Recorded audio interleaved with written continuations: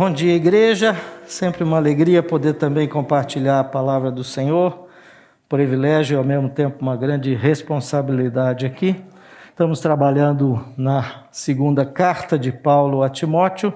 Já há alguns domingos temos aprendido bastante coisa. Hoje vamos tratar dos primeiros versículos, 9 primeiros versículos do capítulo 3 de Timóteo. Por isso quero ler com vocês então esse texto. O texto está projetado aí, se você quiser também, no seu celular, enfim, na sua Bíblia de papel também. Eu vou ler aqui, vocês podem acompanhar. Saiba que nos últimos dias haverá tempos muito difíceis, porque as pessoas só amarão a si mesmas e ao dinheiro. Serão arrogantes e orgulhosas, zombarão de Deus, desobedecerão a seus pais e serão ingratas e profanas. Não terão afeição nem perdoarão. Caluniarão outros e não terão autocontrole. Serão cruéis e odiarão o que é bom. Trairão os amigos, serão imprudentes e cheias de si, e amarão os prazeres em vez de amar a Deus. Serão religiosas apenas na aparência, mas rejeitarão o poder capaz de lhes dar a verdadeira devoção. Fique longe de gente assim. Entre tais pessoas há aqueles que se infiltram na casa alheia e conquistam a confiança de mulheres vulneráveis, carregadas de pecados e controladas por todo tipo de desejo. Mulheres que estão sempre em busca de novos ensinos, mas jamais conseguem entender a verdade. Esses mestres se opõem à verdade, como Janes e Jambres se opuseram a Moisés. Têm a mente depravada e sua fé não é autêntica. Contudo, não irão muito longe.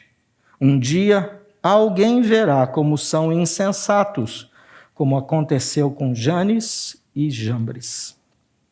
Nós vamos trabalhar, portanto, a continuidade dessa série, e eu dei como título: Tempos difíceis não devem impedir o cumprimento da tua vocação. Lembrando que a tua vocação é o teu chamado, é para aquilo que você foi alcançado. Qual é o teu chamado? Para que Deus te alcançou?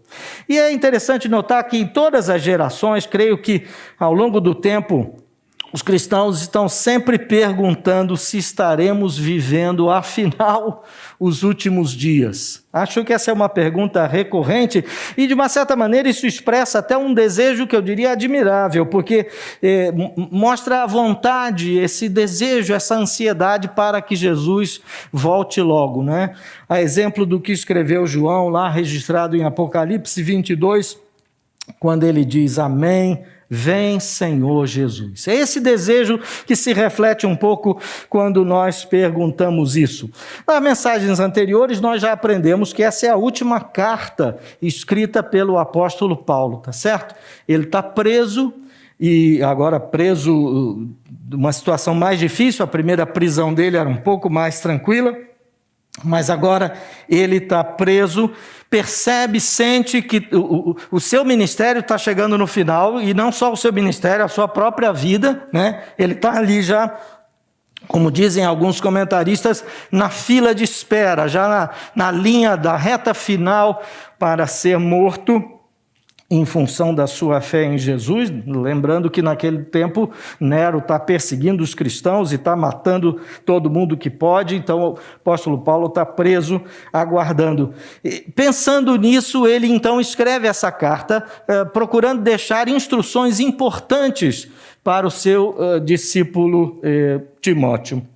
E quando estava meditando nesse texto, eu fiquei pensando naquilo que deve ter ocorrido com o Timóteo, né? Ao analisar todo esse quadro. Imaginando, Timóteo é ainda um jovem, né? O evangelho chega para ele através da sua mãe e da sua avó, mas é o apóstolo Paulo quem vai trabalhar com ele para o desenvolvimento dele, para a preparação dele, porque afinal ele vai se tornar... Obrigado, André. Ele vai se tornar o líder da igreja de Éfeso. Então, quem está trabalhando, quem está mentoreando Timóteo é o apóstolo Paulo.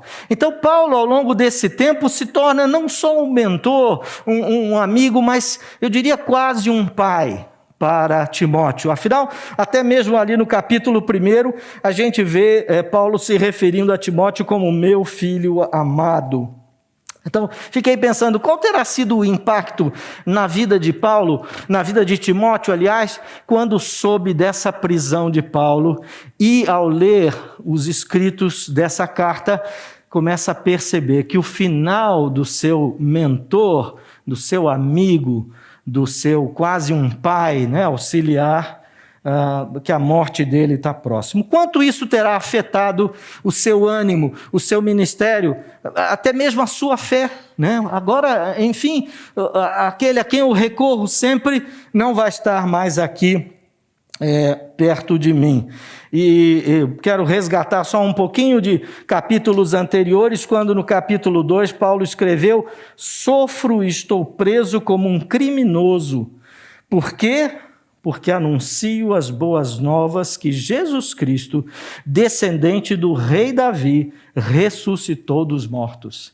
E aí, na sequência, ele coloca uma das expressões que eu acho uma das mais lindas aqui dessa carta, e que é algo que a gente deveria ter em mente, se você não guardar nada dessa mensagem, mas você guardar isso que eu vou dizer agora, já será muito importante, porque na sequência, Paulo, depois de dizer, estou preso como um criminoso, ele diz assim: mas a palavra de Deus não está presa. Versículo 9. Isso para nós é um alívio, isso para nós é um refresco, é um incentivo. Ô Timóteo, eu imagino que você deve estar triste aí, eu imagino que o que deve estar passando no seu coração agora, saber da minha situação aqui, pela nossa amizade, pelo nosso relacionamento, imagina como está a sua cabeça, mas deixa eu te dizer, quem está preso sou eu, a mensagem não está presa, e o nosso mestre está vivo. Isso a gente precisa guardar, gente, porque é isso que vai fazer toda a diferença quando estivermos enfrentando dificuldades. Mas eu quero voltar lá para o texto, aquilo que acabamos de ler, e eu queria trabalhar um pouquinho, vou também parando aos poucos no texto para a gente tentar tirar aqui as lições. Ele começa dizendo: saiba que nos últimos dias, e é importante a gente relembrar para alguns, para outros aprender talvez, que quando está escrevendo isso, Paulo não se refere exatamente àqueles dias que imediatamente sucederão à volta de Jesus Cristo. Ele não está tratando desse tempo, ele está tratando, quando ele chama de últimos dias aqui, é esse período de tempo que compreende a primeira vinda de Jesus e a segunda vinda de Jesus. É todo esse tempo. Quanto vai durar? Não sabemos. Quando será a segunda vinda de Jesus? Não sabemos. Mas o que sabemos é que todo esse tempo, desde a primeira vinda de Jesus até a segunda vinda, é tratada no Novo Testamento como últimos dias. Outras expressões também são usadas no Novo Testamento que têm o mesmo significado, como, por exemplo, últimos tempos, fim dos tempos e até mesmo hora final. Então é importante perceber, Paulo e Timóteo estavam vivendo o início dos últimos tempos. Essa carta é escrita ali por volta do ano 65, né? Primeiro século. Então eles estão vivendo o início dos últimos tempos. Mas nós hoje aqui, 2021, também fazemos parte dos últimos tempos. Nós ainda estamos vivendo os últimos tempos. Não sabemos ainda quanto tempo isso vai durar, mas até que Jesus volte, e esse será o grande evento na sequência do plano de Deus para a humanidade, até que ele volte, nós estaremos vivendo os últimos dias. Os judeus acreditavam que tão logo o Messias se inserisse na história, né, chegasse na terra, aquilo ali já marcaria então o chamado porvir, o tempo vindouro, né? Eles entendiam assim, mas nós podemos ver ao longo de todo o Novo Testamento que não é essa a ideia. A ideia é que com a chegada do Messias se inicia esse novo tempo, né, que vai culminar com a volta de Jesus. Ela é certa, não tenhamos dúvida disso. E quero só fazer uma pequena diferença aqui, destacar que temos duas ideias, dois conceitos também importantes para a gente entender. Temos os últimos dias e temos o último dia. O Novo Testamento também faz essa diferença. É importante que a gente não confunda. Jesus, inclusive, lá registrado em João 6,39, vai dizer: esta é a vontade de Deus, que eu não perca um sequer de todos que ele me deu, mas que eu ressuscite todos no último dia. Haverá um último dia, mas nós estamos na caminhada dos últimos dias. Tanto Paulo, quando escreve essa carta, ele não está pensando lá no futuro, lá na frente, mas ele está pensando nos dias em que eles estavam vivendo. Era para aquele momento. E o que é interessante é perceber que a carta é válida, as instruções e as observações são pertinentes ainda hoje. Portanto, até Jesus voltar, será assim, como Paulo vai descrever na sequência, porque estamos ainda vivendo esses últimos dias. Ele continua ainda, versículo 1, dizendo que nesses últimos dias haverá tempos muito difíceis. Ora, Paulo e Timóteo estavam vivendo dias difíceis. Afinal, Paulo estava preso pelo fato de ser cristão, era perseguição pura. Os cristãos naquela altura estavam sendo massacrados, crucificados, decapitados. Enfim, havia uma perseguição grande, já eram tempos difíceis. Nós estamos vivendo tempos difíceis. Eu penso que não precisamos fazer nenhuma pesquisa mais detalhada aqui para chegar a essa conclusão. E deixa eu dizer uma coisa: até Jesus voltar, os dias serão difíceis. Até Jesus voltar, os dias serão difíceis. A palavra que foi usada aqui e traduzida como tempos difíceis tem uma conotação de violento, de furioso, o que nos leva a pensar que esses dias não só serão difíceis, mas serão dias violentos, dias furiosos. É a mesma palavra que foi usada lá no capítulo 8 de Mateus, quando está descrevendo aquele evento dos endemoniados gadarenos que vão ao encontro de Jesus. Imagina, aqueles caras, do jeito que eles estavam, endemoniados, é a mesma expressão. Então, essa fúria, essa violência, é essa expressão que Paulo usa para descrever esse tempo. Paulo estava preocupado com Timóteo, naturalmente, porque ele sabia: Timóteo, é importante você se cuidar, porque os dias serão e continuarão sendo difíceis, violentos, furiosos.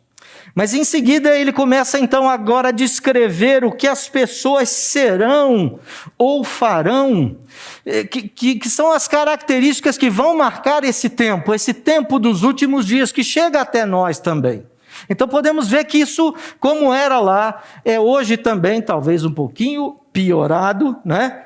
Mas não faz muita diferença. Versículo 2 ele diz: porque as pessoas só amarão a si mesmas e ao dinheiro.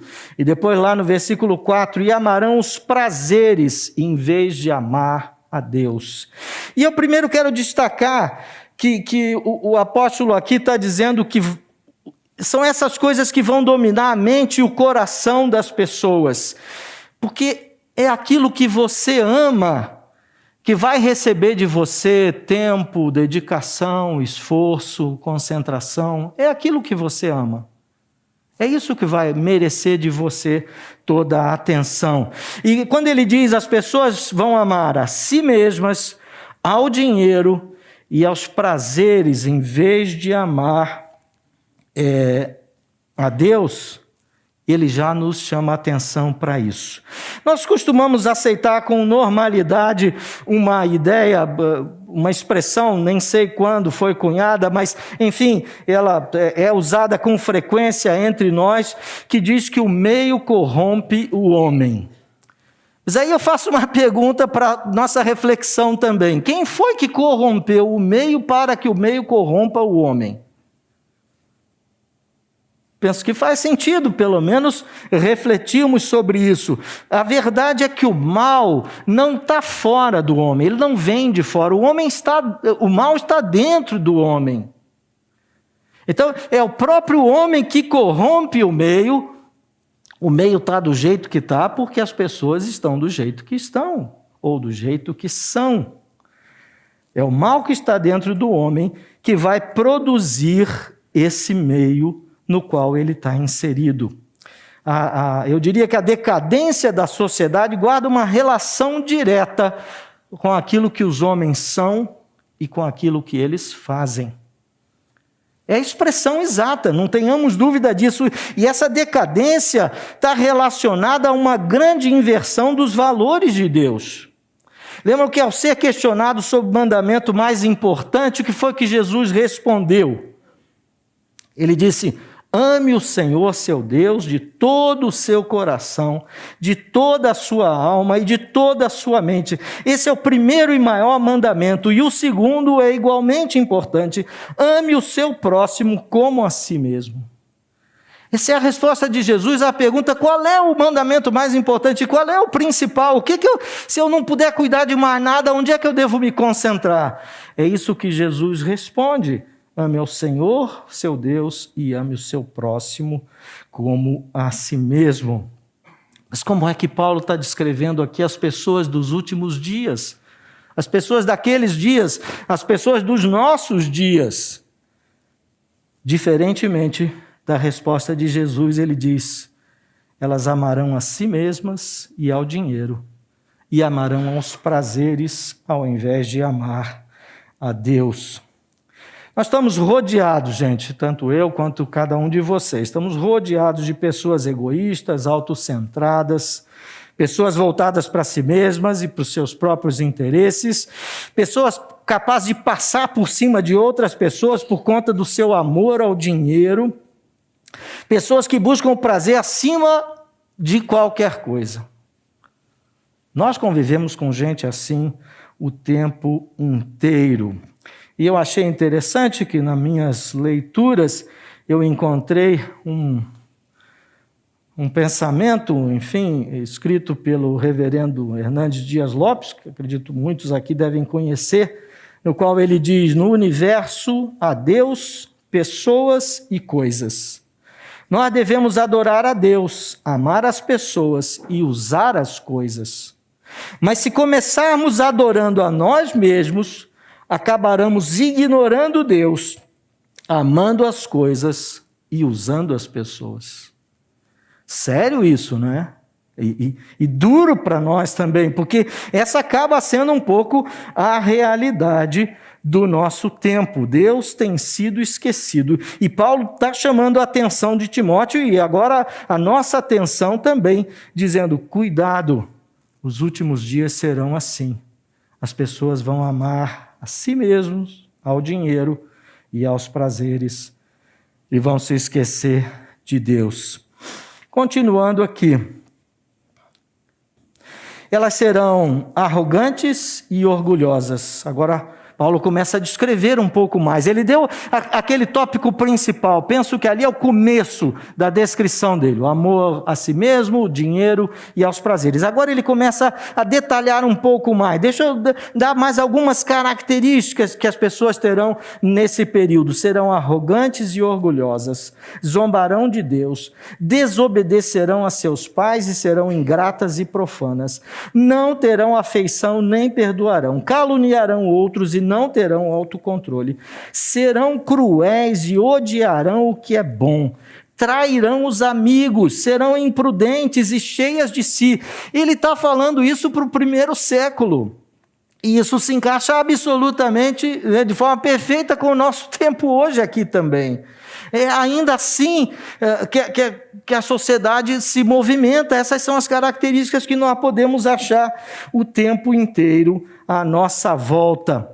Quando ele fala de arrogantes e orgulhosas, eu fui detalhar um pouquinho cada uma dessas expressões, tentando nos ajudar aqui a entender do que ele está falando. O arrogante, o orgulhoso é alguém soberbo, presunçoso, prepotente, é alguém que se sente superior aos outros, é alguém que vive com o nariz empinado. Você e eu conhecemos gente assim, e que com essas atitudes só expressa uma vaidade excessiva, um orgulho de si mesmo, aquela super impressão de si mesmo. Esses são os arrogantes e orgulhosos. Mas ele também fala dos zombadores de Deus. O zombador é uma pessoa que não tem respeito, que fala coisas maliciosas a respeito dos outros, é um escarnecedor, é aquele indivíduo que trata os outros com desprezo. E aqui no caso é uma pessoa que fala de Deus com deboche e falta de respeito. Você tem visto isso nos nossos dias, nos nossos tempos? Esse é um retrato da nossa sociedade. E ele continua a falar também dos desobedientes aos pais. Portanto, o desobediente é alguém que não se submete à autoridade, não aceita normas, regras, controle, direção. Escrevendo aos Colossenses, Paulo ainda diz: filhos, obedeçam sempre a seus pais, pois isso agrada ao Senhor. Naquele tempo, naquela cultura, inclusive, isso tinha um peso muito maior, até eu diria, do que nos nossos dias. Desobedecer o pai, desonrar o pai, aliás, bater no pai era crime, a lei já condenava. Então, de tão sério que isso era, hoje ficou banal, hoje ficou, se der, respeita, se não der, vamos em frente, vamos andando. Mas ele fala também que as pessoas serão ingratas. O ingrato é aquele indivíduo que não demonstra nunca gratidão, que não reconhece as ações dos outros a seu favor. E aí também não reconhece as ações de Deus através de Jesus Cristo em seu favor. E fala dos profanos, que é aquele indivíduo que trata com desprezo as coisas sagradas. É o herético, é o que faz uso de práticas impuras. Porque isso contrasta com a santidade de Deus. Mas ele também fala que as pessoas serão sem afeição e incapazes de perdoar. Afeição é aquele sentimento carinhoso que uma pessoa sente em relação a alguma coisa ou em relação a uma pessoa. E aqui ele dá um sentido, lendo alguns comentaristas dizem que a expressão usada vai dar um sentido das relações familiares. Aqui essa afeição aqui é uma afeição no seio da família, né? Entre os familiares. Mas Paulo está dizendo, as pessoas serão sem afeição, não terão esse cuidado, não terão um jeito carinhoso de lidar com seus próprios parentes, com as pessoas que convivem na sua própria casa. E o descontrolado é aquela pessoa sem limite, que se exalta facilmente, que não tem qualquer restrição de caluniar a outra pessoa, não tem limites, ninguém o controla, é completamente desprovido de equilíbrio, é incapaz de se controlar. Mas ele diz mais, diz que as pessoas serão cruéis e odiadoras do bem. Ora, o cruel é uma pessoa perversa, que gosta de maltratar os outros, sente prazer nisso, que age com maldade e com frequência, é o normal daquela pessoa. As suas palavras machucam e as suas ações ferem os outros. E ela tem prazer nisso. Diz que as pessoas serão traidoras dos amigos. Ora, isso tem acontecido à nossa volta o tempo todo. É alguém que trai a confiança de uma outra pessoa, é alguém que é desleal, é falso, que não é fiel aos compromissos, às promessas feitas, é alguém em quem não se pode confiar, é o traidor, é aquele de quem você menos espera, num determinado momento ele falha com você, ele não foi capaz de manter os compromissos que já tinha assumido. Paulo vai dizer ainda que as pessoas serão imprudentes. Ora, o imprudente é o indivíduo que se comporta com total ausência de cautela, não tem bom senso, não tem equilíbrio, né? É aquela pessoa que não reflete antes de agir, que toma decisões de forma precipitada, é um descuidado, é um negligente. E Paulo diz que essa é uma outra característica que vai ressaltar. Ora, quando eu leio essa descrição, eu tendo a me perguntar, mas eu não quero viver num mundo assim. Porque se a sociedade vai estar desse jeito, isso vai ser muito difícil. Volta lá no começo, quando ele disse a Timóteo, nesses últimos tempos, meu amigo, os dias serão violentos, furiosos. Os tempos serão muito difíceis. Mas ainda bem que Paulo diz essas características e podemos imaginar que ele está se referindo a apenas aquelas pessoas que não fazem parte da igreja de Jesus Cristo, tá certo? Ainda bem que é assim. Quem dera. O próprio texto vai chamar a nossa atenção. Versículo 5, olha o que ele diz. Serão religiosas apenas na aparência, mas rejeitarão o poder capaz de lhes dar a verdadeira devoção. Uma pena, mas essa não é a realidade da igreja. Paulo está dizendo, Timóteo, cuidado, muitos vão ser religiosos só na aparência. Alguns que vão estar na igreja talvez façam até parte de alguma liderança, não sei, de algum ministério. Mas eles estão ali, mas eles não estão ali. E eles estão ali, mas o coração deles não está ali. A vida particular deles mostra algumas características descritas também nos versículos anteriores. Na igreja está tudo bem, aqui é fácil ser cristão, meu irmão. É fácil ser cristão aqui no domingo, ser gentil e educado com quem está ao seu lado. Mas durante a semana, ali no vamos ver do dia a dia, do trabalho, das decisões, das relações no condomínio, familiares, enfim, é muito mais difícil. Paulo está dizendo, tem gente com aparência piedosa, mas apenas forma, sem poder. Aparência externa muito boa, mas realidade interior uma desgraça, uma lástima. E o que ele vai dizer em relação a essas pessoas? Como é que Timóteo deveria se relacionar com essas pessoas? Olha o que ele diz para Timóteo: fique longe de gente assim. Cara, eu estou te falando isso tudo para você prestar atenção e identificar bem com quem você vai ter relação.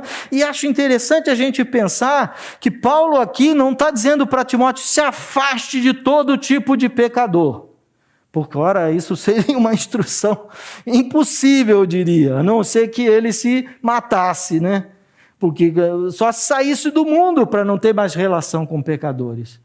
Mas o que ele está dizendo é muito cuidado com aqueles que, se dizendo cristãos, mostram essas características que eu acabei de te falar. É com esses, Timóteo, que você tem que tomar cuidado. É com aqueles que estão aí perto de você. E eles vivem de forma desordenada e não refletem a presença de Deus. Mas ele vai falar mais aqui. Nós precisamos também observar esses versículos aqui, de 6 a 9. Entre tais pessoas há aqueles que se infiltram na casa alheia e conquistam a confiança de mulheres vulneráveis, carregadas de pecados e controladas por todo tipo de desejo. Mulheres que estão sempre em busca de novos ensinos, mas jamais conseguem entender a verdade.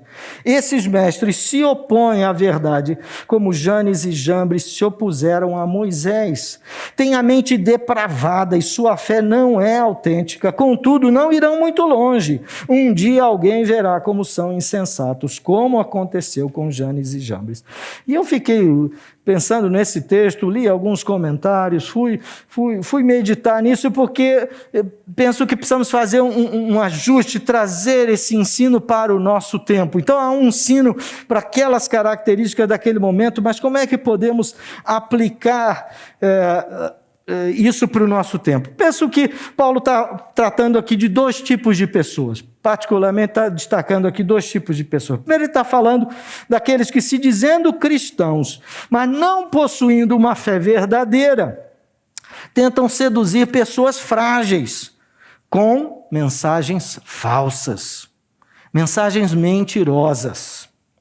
E ele dá como exemplo Janes e Jambres, que embora eles não foram citados nominalmente lá no texto de Êxodo 7, depois se você quiser ver, é só ir lá, naquela passagem em que Deus está trabalhando com Moisés para tirar o povo do Egito, então vai lá para falar com o faraó.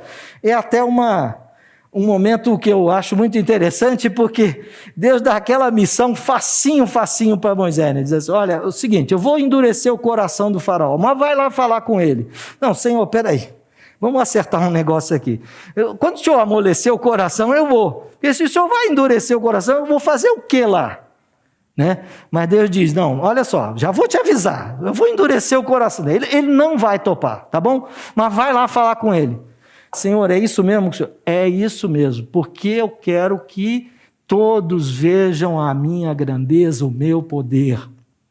Então é isso que Deus fala. E aí tem aquela passagem que Deus diz para Moisés, quando eu estiver diante do faraó, fala para o Arão jogar a vara no chão e ela vai se transformar numa serpente.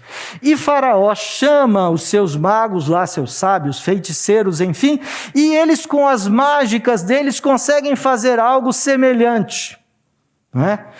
De certa forma, querendo desmerecer a ação de Moisés e Arão. Acontece que a serpente em que a vara de Arão se transforma, come as outras serpentes. Então acaba com a brincadeira, né? E mais para frente, aqueles chamados magos serão desmascarados definitivamente. Né? É sobre essas pessoas que ele está trazendo aqui, embora não esteja descrito, me parece que nas tradições já judaicas esses nomes eram conhecidos, eram reconhecidos. Então, quando se falava nesses nomes, as pessoas já se ligavam àquele texto lá. Mas Paulo está dizendo, olha, esses falsos mestres, eles não vão muito longe. Vai ter um momento em que eles vão ser desmascarados. E assim como Janes e Jambres e os demais feiticeiros do Egito, eles vão padecer. Mas Paulo fala não só dessas pessoas, desses falsos mestres, mas também fala das pessoas frágeis, que são os alvos desses falsos mestres. E o termo aqui que ele utiliza e que foi traduzido nessa nossa versão para mulheres vulneráveis, tem o significado de mulheres ociosas, tolas e sem firmeza. Pessoas assim são capazes de dar ouvido para qualquer mestre, até mesmo se for um trapaceiro. Convenhamos, né? Podemos dizer que é aquele tipo de pessoa também que fica fazendo uma atualização disso para os nossos dias. Eu poderia dizer que é aquele tipo de pessoa que fica pulando de galho em galho, sempre em busca de uma novidade, sempre querendo um ensino diferente, uma liturgia mais brilhante, mais colorida, uma coisa um pouco mais, né, agitada, mas que jamais se satisfaz e nem consegue entender a verdadeira mensagem, o verdadeiro ensino.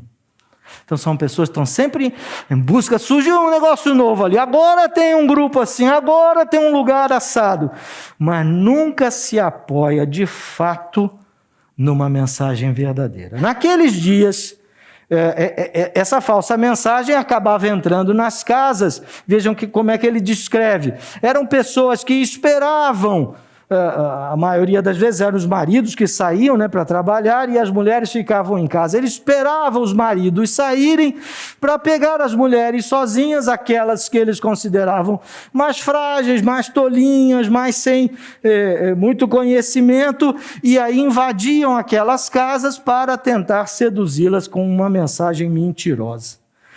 É que a gente aplica isso para os nossos dias. Hoje ninguém mais bate na sua porta. Aliás, o porteiro do prédio nem deixa subir. Já bloqueou ali na entrada. Isso quando você não tem cancela um portão antes lá até. Então ninguém entra. Mas essas mensagens mentirosas estão entrando através do rádio, da TV e agora da internet. Você não precisa abrir a porta. Você só precisa ligar o computador, abrir o seu celular. E essa mensagem está chegando. E chega aos montes. O que tem de oferta de mensagem é brincadeira.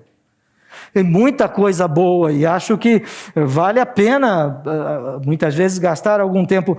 Mas tem muito lixo, muita porcaria, muito ensino errado, muita gente sendo mal orientada e muita gente precisando disso, porque... Pô, lá na CBMOE os caras estão falando de 2 Timóteo, cara. Pô, precisa de uma mensagem mais legal, uma coisa mais dinâmica. Fica falando de pecado. Peraí, nós estamos em 2021, meu irmão. Cuidado, gente. Cuidado.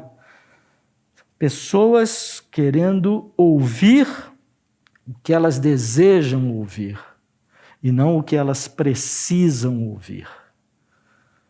O ensino verdadeiro não está na mão da CB Moema. O ensino verdadeiro está na palavra. E qualquer um que se debruçar na palavra e tratá-la bem, esse deve ter crédito. E nós esperamos que aqui seja assim também. Temos feito um esforço nesse sentido para, de fato, ouvir a palavra. Por isso, eu penso que se pudesse ouvir o sussurro de Paulo aqui quando está escrevendo, ele está dizendo para Timóteo: Timóteo, cuidado. Cuidado, cara. Cuidado. Tem muita coisa sendo jogada aí, mas que é mensagem falsa. Vá ver de fato aquilo que é verdade. E felizmente eu já estou indo para o final. Felizmente para vocês e felizmente para mim, porque eu vou ficar dentro do horário. Mas é sempre um desafio, né, André? Lutamos com isso e toda semana quando vamos conversar, o que deu errado, por que ultrapassamos? Enfim, estamos sempre lutando com relação ao tempo. E depois de meditar um pouquinho, rapidamente, sobre todas essas advertências do apóstolo Paulo a Timóteo, e eu quero colocar a seguinte questão, que é já caminhando para o final. Como é possível saber hoje, como é possível saber quem são os verdadeiros discípulos de Jesus? Como é possível saber? Que característica deverá se destacar na vida de alguém para que possamos afirmar: esse camarada, essa mulher é um seguidor, é uma seguidora de Jesus? João 13, 34, 35, palavras de Jesus, ele diz: por isso, agora eu lhes dou um novo mandamento. Amem uns aos outros, assim como eu os amei. Vocês devem amar uns aos outros. Seu amor uns pelos outros provará ao mundo que são meus discípulos. Você quer a marca? Você quer a senha? Você quer a pedra de toque? O mais importante, seu amor uns pelos outros provará ao mundo que são meus discípulos. Paulo começou dizendo para ele: atenção, Timóteo, fica ligado. As pessoas vão se amar, quer dizer, extremo amor próprio, vão amar ao dinheiro e vão amar os prazeres. Jesus está dizendo: o seu amor uns pelos outros provará ao mundo que são meus discípulos. Se o amor é a marca, se o amor é a senha, precisamos detalhar também um pouquinho mais, assim como fez Paulo aqui escrevendo. Como eu posso entender esse amor? De que amor ele está falando? Que nuances esse amor tem? Então eu chamo aqui o texto de 1 Coríntios 13 para nossa reflexão. Ao contrário daquela descrição que Paulo faz para Timóteo, aqui Paulo escreve: o amor é paciente e bondoso. O amor não é ciumento, nem presunçoso, não é orgulhoso, nem grosseiro, não exige que as coisas sejam à sua maneira. Não é irritável, nem rancoroso, não se alegra com a injustiça, mas sim com a verdade. O amor nunca desiste, nunca perde a fé, sempre tem esperança e sempre se mantém firme. Essas são as características que devem estar nas nossas relações. Não aquela primeira lista que Paulo apresentou ali para Timóteo, mas essa agora, que deveria caracterizar as nossas relações, o amor entre nós. É um desafio para todos nós, é um grande desafio. Mas penso que para trabalharmos bem esse texto e para nos apropriarmos das lições, dos ensinamentos desse texto, temos que fazer essa reflexão. Qual a nossa marca? Como eu posso ser conhecido como um verdadeiro discípulo de Jesus. E eu termino com uma citação. William Barclay, um escritor e comentarista de textos bíblicos, tem muito material escrito por ele, texto considerado bastante detalhado, e lendo essa frase acho que é uma boa dica para a gente terminar. Ninguém deveria sequer aproximar-se do cristianismo se não estiver preparado para experimentar uma revolução pessoal através do poder transformador de Jesus Cristo. Meu irmão, se você não deseja isso, nem chega perto, não se aproxima, porque o jogo é pesado aqui também.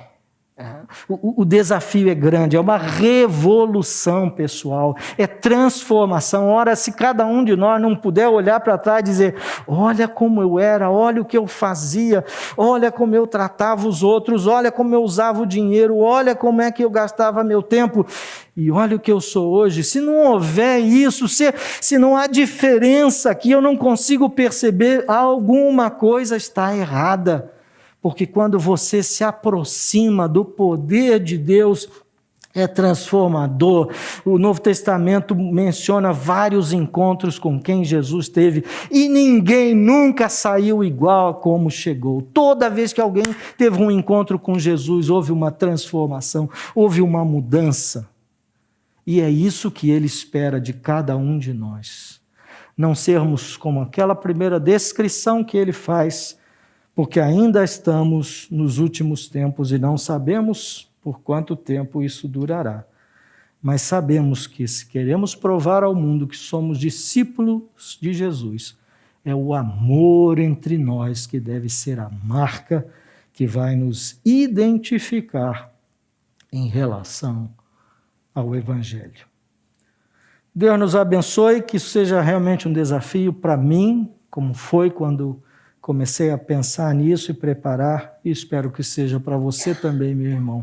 Com a graça de Deus, nós possamos ser um povo que é identificado pelo amor. Podemos orar mais uma vez? Te damos graças, Senhor, pelo ensino da Tua palavra. Penso que Paulo nem imaginava que 2021 anos depois, as pessoas continuariam estudando aquilo que ele escrevia pessoalmente para Timóteo. Mas é tão precioso isso, é tão desafiador, é tão incrível perceber como as palavras são atuais, cabem exatamente no nosso tempo, Pai. Por isso eu clamo pela Tua misericórdia. Continua a nos desafiar, não podemos ser o povo escondido, não podemos ser o povo concentrado apenas dentro das quatro paredes, não podemos ser o povo que só se trata bem aqui, Pai. Nós precisamos demonstrar esse amor ao mundo, porque o Senhor amou o mundo e se entregou por ele.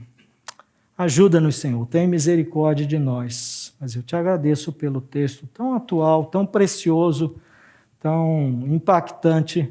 Peço que o Senhor continue a trabalhar na vida, coração, mente de cada um de nós, para que esse ensinamento ainda continue a produzir efeito entre nós. Em nome de Jesus. Amém.